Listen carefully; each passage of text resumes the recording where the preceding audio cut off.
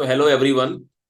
Today we are going to discuss about the outlook for the month of August and going forward. So in the recent period, we have seen that the positive is that the market has reverted back and almost came closer to 20,000 levels. But thereafter, we have also seen some kind of profit booking, some global jitters, some downgrading. Actually, in the US, first of all, from Fitch, when they downgraded the US debt, and then Moody when they are downgrading some of the US banks. So this volatility, we believe, is likely to be part of the game because the outside world is still not showing that kind of confidence. We may see these kind of profit booking lags going forward also, but the Indian markets, because there are many sectors which are emerging now, the Indian markets looks very, very interesting from the stock specific. And that is where let's focus on some of the opportunities which are coming up now in this presentation. So I start with the first slide. If you see the improving trends in the market from the flows perspective, you all know that our forex reserves had declined to almost $530 billion, and then it has reverted back to 600 plus levels. And if you see these recent announcements from the foreign investors, for example, Temasek, which is a Singapore state fund, so they are planning to invest $10 billion now in India over the coming 3 years. And that is why their contribution will go from 3% to 6% of the overall portfolio, which is almost $287 billion in India. So this is one positive signal, definitely, that the sovereign fund in Singapore, they are increasing India's investment from 3% to 6%. So they are going to be double the investment. Obviously, they are seeing many catalysts now in the Indian markets, and that is why they are looking to increase this. The iPhone manufacturing, which is already started now, it looks like it is on a right track. And that is why the management is so bullish that they are talking about it will reach 50% of the total iPhone manufacturing by 2027, almost at par with China. So this is again a very positive signal for our domestic manufacturing industry. When we look at Elon Musk, it has been a while when the things were there, whether Tesla is coming to Indian markets or not, but now they have already started looking into the vendors, and very soon they will start manufacturing electric cars in the Indian markets. So almost 5 lakh electric cars. This is what the the estimates have come for the manufacturing for the time being. If you look at Walmart, they are going to invest $8.5 billion, Amazon $15 billion, Google $10 billion. So all of this is coming, and that is where our markets look very, very attractive from the stock specific perspective, because these flows will go into many sectors, and then the listed stocks in those sectors, they will have a lot of vibrancy actually. The current account deficit in India, because this is from the currency perspective, obviously when the flows will come, the currency will become resilient. Another positive is that our current account deficit, which was a little scary around in the month of September, it was minus 4.4%. Now it has come lesser than 2%. In fact, in the recent quarter, it came almost close to surplus, but this data is for financial year 24 estimates that it is likely to be around 1.2% deficit rather than such a high, close to 5% deficit, which we saw in the month of September. If you look at the number of unicorns in India, so there are many companies which are emerging, startups, SMEs, and you are seeing that these startups now, 105 unicorns India has seen. This number is going to be cross 140% in the coming 3 years. And we may see 250 unicorns also by 2025, just second to US, which has 618. So this is a one very big number or estimates going forward. And this is where some of the major consumption boom also can start in the Indian markets, particularly in the luxury segments. And you have already seen it, that some of the luxury products are being sold, and that is one of the reasons that the profitability of the startups or some of the SMEs which are coming up now and which are converting into unicorns. Peak power demand has risen to 231 gigawatt in India. Historically, if you look at, because when we used to see the thermal power plants, the Coal India, it used to provide the coal. So 700 million ton, this is the historic high it has already touched previously. And 81 million ton, actually, the last year we see the incremental increase. So this all shows that because of this industrialization, which is picking up in India now, there is more demand of power which is going to be there. There are companies which will go for thermal capacity expansion also, but also renewable capacity expansion. And this is where some re-rating is going to happen in this segment. Indian carriers flew an average of around 3,72,840 passengers per day in financial year 23.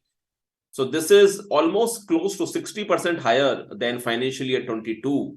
So obviously a much better number than the previous financial year, but still it was around 3.65% lower than the pre-pandemic. We believe now in financial year 24, the coming 6 months, there is going to be a boost from tourism, festivals, One Day World Cup.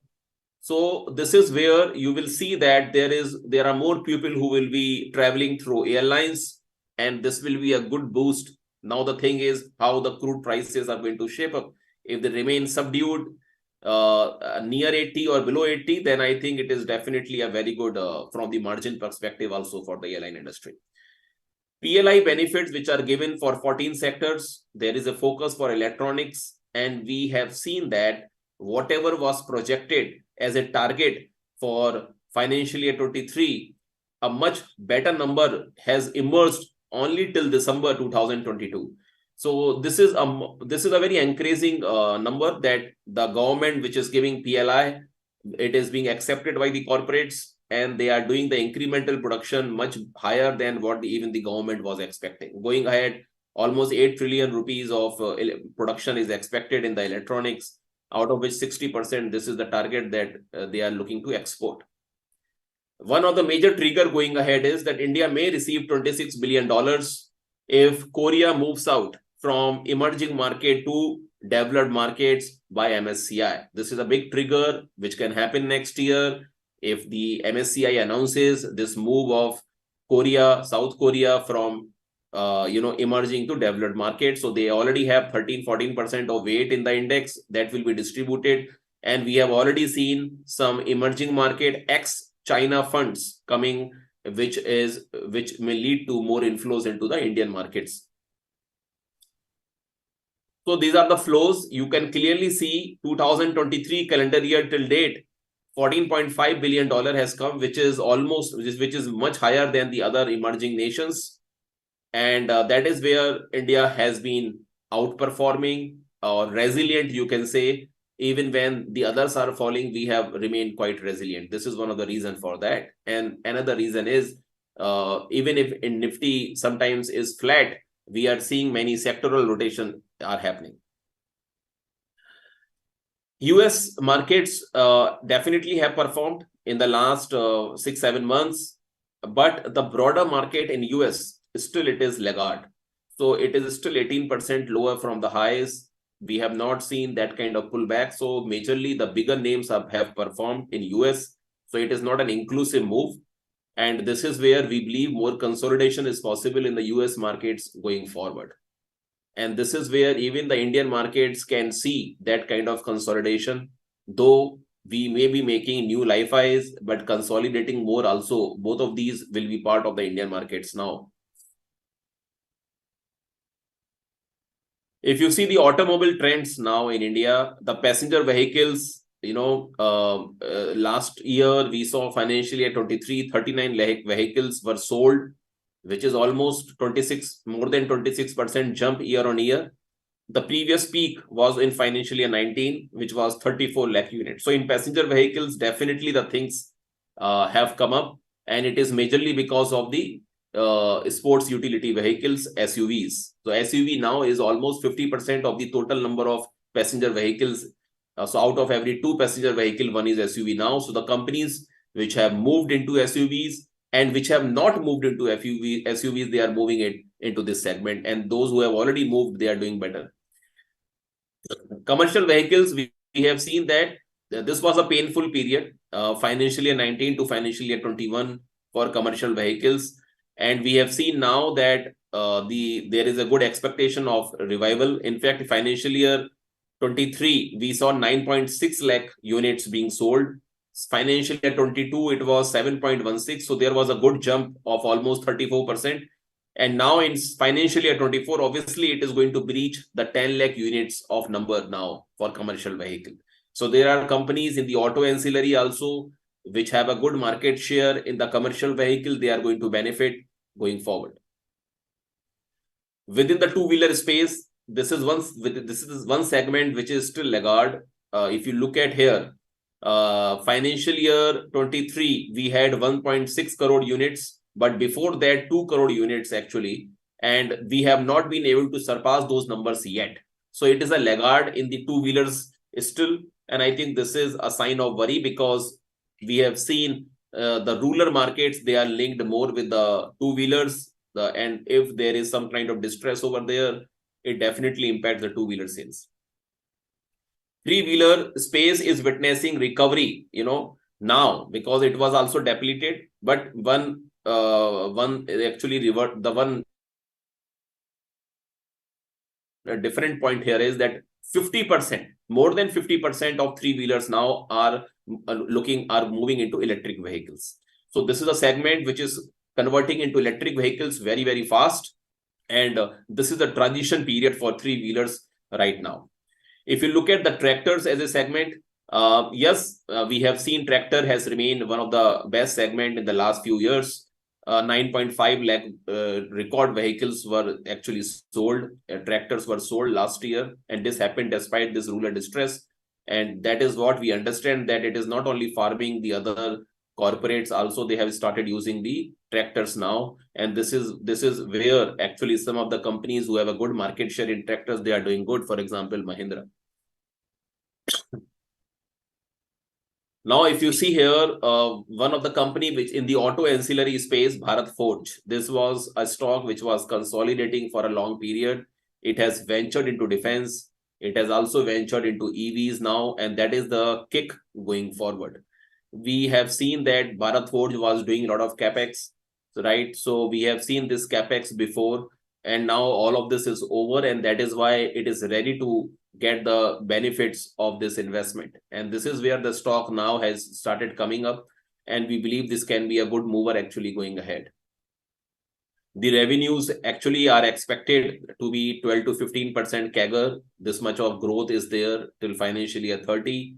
EBITDA margins greater than 20%. ROS has improved by almost 500 bps before, and that is also above 20%.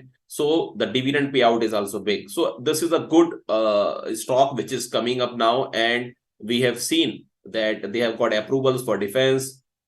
They have moved into armored vehicles, artillery guns, protected vehicles, MRO, unmanned vehicles. So this is where the defense, which is already a buzzing space, Bharat Forge, now its presence to be counted.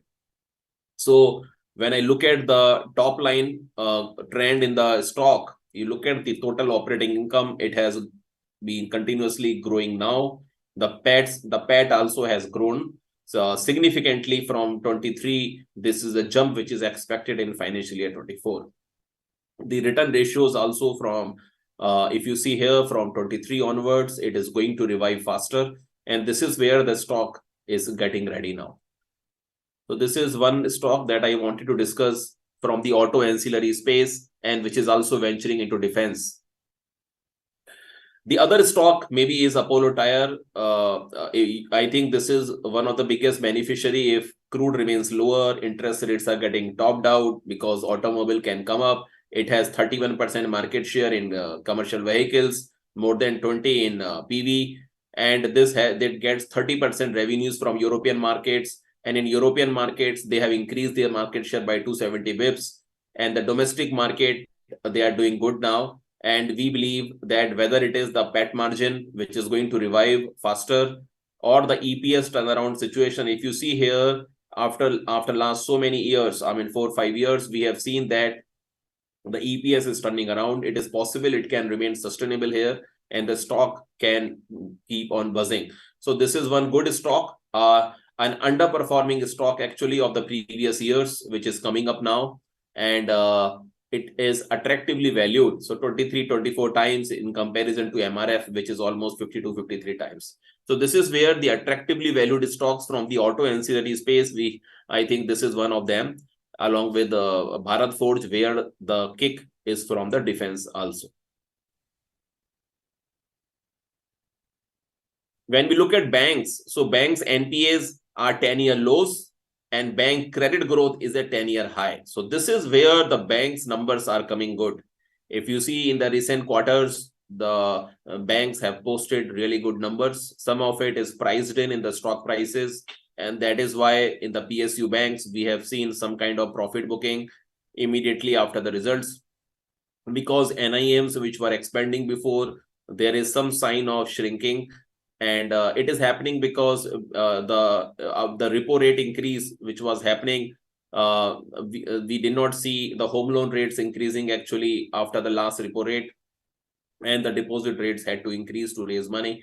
And this is where the NIMs actually came a little bit under pressure. But nevertheless, the fundamental trend is very bullish for banks, because this particular cycle means, if you look at the corporate credit growth in the Indian banks, it is still at 6.5%. It is not 15%.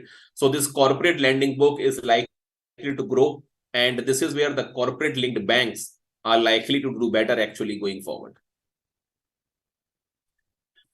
So this is the Capex awarding from the government. If you see here, financial year 23 project awarding is at 7.11 lakh crores, vis-a-vis 3.74 lakh crores in financial year 22. So 23 we have seen a good number. Now 24 is already starting actually on a much better base. So the trend is very strong. We have already seen almost 84% jump if you look at year on year, the kind of projects being awarded. And L&T also, you can see here that the pipeline they are talking about is in excess of 9.5 lakh crores going forward. This is the order book inflow. And you can see here the projects, which have been awarded. So this is actually a very a situation where the government is not stopping. They are tendering almost 35% higher numbers. They are awarding almost 84-85% higher numbers. And this is where we believe that going forward, the industrials or infra space is likely to continue to do better. Yes, valuation is a challenge sometimes, and that is where some time correction, and then again, with the help of the results, the stock can start performing. So this is one stock from this space. If you look at AIA Engineering, this is a story which can be played on cement, mining, and definitely on power. So they provide high chrome mills, right, which are used in cement industry also. Generally in the cement, there is very high capacity expansion which is happening. So sometimes it is very difficult to bet upon the OEMs because of this much of supply. In fact, they have not been able to increase the cement prices. So cement stocks may not be performing, but the vendor companies to cement, they can perform. So AIA Engineering is one of them. They provide material to major cement manufacturers. And they are not only here, they have actually gone outside also in 75 countries. And this is where actually this is one stock which can be looked at. We believe that their ability to grow at a CAGR of almost if you look at almost 15-16% now. And we believe that this number can be much better going ahead. You are already seeing the stock, which is somewhere around 34-3500. Despite market falling, it has remained quite resilient. And it has happened because of the fresh flows which are moving into the stock now because of the robust fundamentals. So you can see from this chart, it's a good breakout which has happened in AIA Engineering because of this surge in the volume trend, because of the surge in EBITDA, and because of the surge now in the fresh order book position. When I look at housing, so obviously it was a very long lull period for housing, 2012 onwards till 2020-21. But now, despite the home loan rates which have moved up, we have seen that the inventory levels have come down. It is because there is a more buying which is happening in the real estate space. So that is the trend actually now. And I think if you summarize the housing, we have seen more luxury houses being sold. You have seen this number, whether it is announced from DLF or some other builders. It is an increasing number. And I discussed a part of it, that because the corporates also are doing good, so that earning obviously of the promoters will move into the luxury housing segment. So this segment is doing good. If I have to pick any stock here, then Kajaria Ceramics can be looked at. In the tiles space, when the industry is growing by 8%, it is growing in double digit.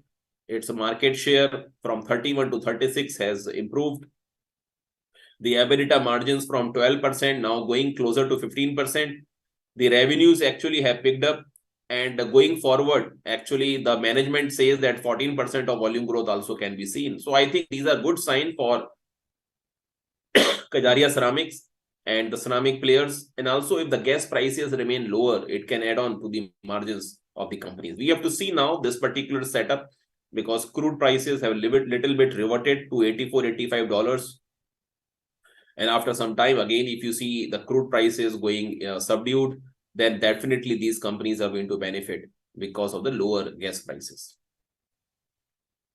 So Monsoon has come in surplus for 2023 now. We started in June with 38% of deficiency, but now we were almost 5% above the normal. And I think this is where the rural segment, which was much subdued, it can revive actually. We have to see this segment, how it is shaping up. The state elections are also there. There may be some money given lower to the pyramid, and then possibly some kind of consumption recovery may be there. And we also have festivals in the coming months. So we have to combine this and look at some of the consumption stocks, whether it is from the auto or some other consumer discretionary segments. So this is, and we have discussed some auto ancillary space from the consumer discretionary segment. Lastly, this is the coking coal number. If you see here, the trend in monthly Chinese steel exports, it had increased a little bit, but the coking coal prices actually have declined. So this is a benefit to the steel companies, metal companies. If their raw material prices are going down, it is better. But the landing cost of the imported steel in India, it is still lower than the actual domestic steel. That is a challenge. And I think if more duty can be put over there, this is the demand from the industry, like Jindal Stainless. There was a demand which came up on the stainless steel industry. So we have to see, but it is more dependent upon how China is also shaping up. The stimulus given, if any stimulus is given in China, it can revive the metal pack. That is the major hope these stocks are carrying actually going forward. So that's all from my side for today's presentation. But definitely, I will pick some of the stocks, which you are asking on the YouTube, this thing. So one of the query which I have received, one question which I have received on how the markets are shaping up going forward. So if you see the markets right now, they are consolidating more. I think this phase can continue. But if you remember the recent downgrade of Fitch of the US debt, it was announced in the month of May only that they will be doing some, downgrading because of the debt ceiling in US, which comes after every year. And this time the total expenditure into the US economy was, reduced. Only then the debt ceiling was raised. So that is what the credit rating agencies are considering, and they have downgraded US, particularly Fitch this time. And in between, if you look at the last 2-3 months, it is that the bond yields in US had already moved up. So from 3.3%, it moved to almost 4%. And that is the reason even banks underperformed. We have not seen any major recovery in the stock prices of banks. We have not seen technology stocks performing, because when the bond yields moved higher, it pressurized the technology stocks also. So much of it was getting factored. Some of it may still get factored in the market. So more consolidation is possible. But as I said, many sectors also are coming up, and that is where we need to focus. Another query which I am getting is that, which are the emerging sectors in the Indian markets now going ahead. So if you see the emerging sectors in India, now, for example, we are talking about drones, right?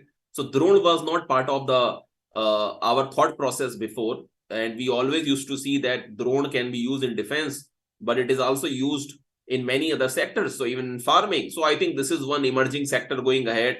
Idea Forge was listed recently. Bharat Electronics is also trying to move into some of the drone space. Along with this semiconductor, right? This is what, because when the Ukraine war started, there was a lack of availability. And then we saw that Vedanta along with Foxconn, they were moving. Then Foxconn alone is moving now. So obviously things are going to happen going forward. A couple of plants are going to open from Foxconn. And this is where semiconductor is another space, which is an emerging space. Renewables, right? Renewable is another one where the focus of the government is increasing. We have seen electric vehicles, ethanol, solar, wind, hydrogen, green hydrogen. So all of these things actually are coming up. And the 500 gigawatt, this is what the government is projecting by 2030. Already 170 plus gigawatt is we are done in the renewable space, which is actually better than what the government was expecting.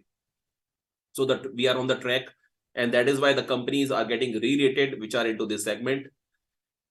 We have also seen, electronics manufacturing has picked up. In fact, government has put a ban actually on laptop or something, tablets, which were getting imported from outside. And because of this, the domestic manufacturing will get a boost. And I think this is really big turnaround situation for those companies. Dixon Technology is there. Even Havels is talking about they will do some B2B manufacturing and all. So this is a big segment in India where the government is focusing more now. And so if you look at defense, so this is also, I think, another emerging sector. In defense itself is an industry. There are so many wings to defense. You cater to naval, shipyards, and then you cater to aircrafts, you cater to artillery, you cater to, so many things in all the three segments of Army, Naval, and Air Force. And there are companies which are well set up, but 80% actually are PSUs in this segment. We believe going forward, more private companies are also going to be part of it. And this is where it will going to have a more widespread increase. But the cash flow situation, if it gets better, I think the companies are likely to do much better because there is a turnaround situation. Exports have already reached 13,000 crore. In fact, 16,000 crore, 13,000 crore was expected. And going forward, 35,000 crore, this is what the government is targeting. So that's all from my side today. And it was a pleasure, discussing about our thought on August, for the month of August and going forward. We will meet again. We will discuss again about various opportunities in the Indian market, sectors, stocks. So that's all from our side. Thank you very much. Subscribe to our YouTube channel and click on the bell icon to never miss an update from ICICI Direct.